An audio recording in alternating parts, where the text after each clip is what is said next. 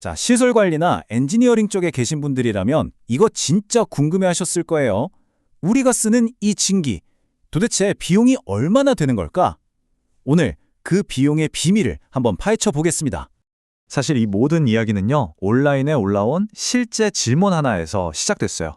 증류수 1리터를 만드는데 비용이 얼마나 드나요? 정말 간단해 보이죠? 하지만 그 안에는 아주 중요한 에너지 원리가 숨어 있습니다. 지금부터 그 답을 하나씩 차근차근 찾아가 보자고요. 우리가 오늘 살펴볼 순서인데요. 간단한 질문에서 출발해서 핵심 공식을 배우고 직접 비용을 계산해 본 다음에 마지막으로 이론과 현실이 왜 다른지까지 짚어볼 겁니다. 그럼 바로 시작하죠. 자, 문제의 핵심으로 한번 들어가 볼게요.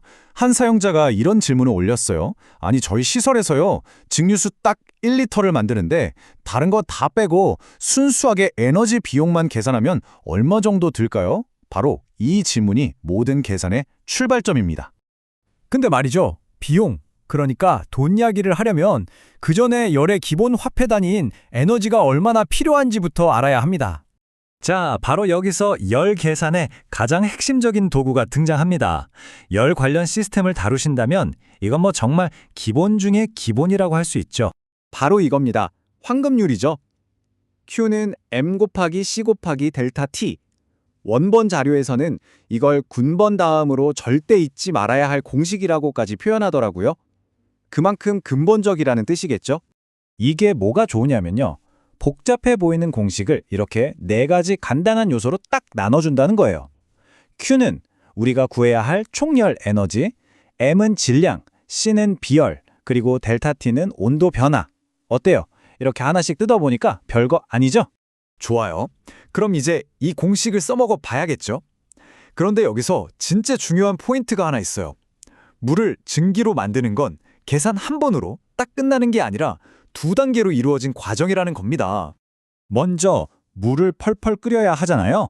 온도계 눈금이 쭉쭉 올라가는 눈에 보이는 에너지가 바로 현열이고요. 그리고 나서 그 끓는 물을 보이지 않는 수증기로 완전히 바꿔야죠. 온도 변화는 없지만 상태를 바꾸는 데 드는 이 숨겨진 에너지가 바로 잡열입니다. 자, 그럼 첫 단계 계산부터 들어가 볼까요? 공식을 적용해 보니까 물 온도를 끓는 점까지 올리는 데 필요한 현열은 80kcal가 나오네요. 여기까지는 뭐 간단하죠? 와, 근데 진짜 놀라운 건 바로 다음이에요. 온도는 100도로 똑같은데 액체인 물을 기체인 증기로 상태만 바꾸는 데 필요한 잡열이 세삼에 무려 539kcal나 됩니다. 온도를 80도나 올리는 것보다 6배가 넘는 에너지가 드는 거죠. 바로 이 잡열이 증기 에너지 비용의 핵심이라고 할 수 있습니다.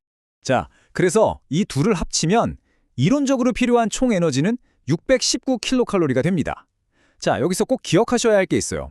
이 619라는 숫자는 어디까지나 손실이 하나도 없는 완벽한 실험실 같은 환경에서나 가능한 이론값이라는 거죠. 좋습니다. 이제 에너지 양을 알았으니까 드디어 우리가 진짜 궁금했던 거, 바로 비용을 계산할 차례입니다. 이 3단계 프로세스는 사실 어디에나 써먹을 수 있는 맞는 공식 같은 거예요. 필요한 총열량을 계산하고 그 열량을 내기 위해 필요한 연료가 얼마나 되는지 알아낸 다음 거기에 연료 단가를 곱해주면 끝입니다. 간단하죠? 하지만 현장에서 이런 계산을 한 번이라도 해보셨다면 아실 거예요. 이렇게 계산한 이론대로 돈이 딱 맞게 나오는 경우는 절대로 없다는 거. 도대체 왜 그런 걸까요? 보세요. 이 그래프가 그 차이를 아주 그냥 극명하게 보여주죠. 이론상 필요한 연료량과 실제 투입되는 연료량 사이에는 엄청난 격차가 있습니다. 실제 연료 소비량은 계산값보다 항상, 그리고 훨씬 더 높게 나오기 마련입니다. 그럼 그 추가 에너지는 다 어디로 날아가는 걸까요? 네, 바로 보일러 자체의 효율이 100%가 아니어서 그렇고, 또 뜨거운 증기가 지나가는 배관들에서도 열이 계속 새어나가기 때문이죠. 이런 현실적인 손실들 때문에 에너지를 더 쓸 수밖에 없는 거예요. 그래서 현장의 전문가들은 이 차이를 어떻게 메꿀까요? 바로 여기에 안전율이라는 개념을 적용하는 겁니다.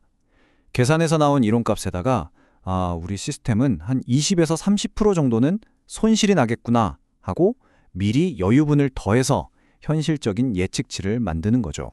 결국 다시 처음으로 돌아가서 보면 모든 건 이 강력한 공식 하나, Q는 M 곱하기 C 곱하기 델타 T로 통하는 겁니다. 증기를 만들던 건물을 난방하던 그 논리는 똑같습니다.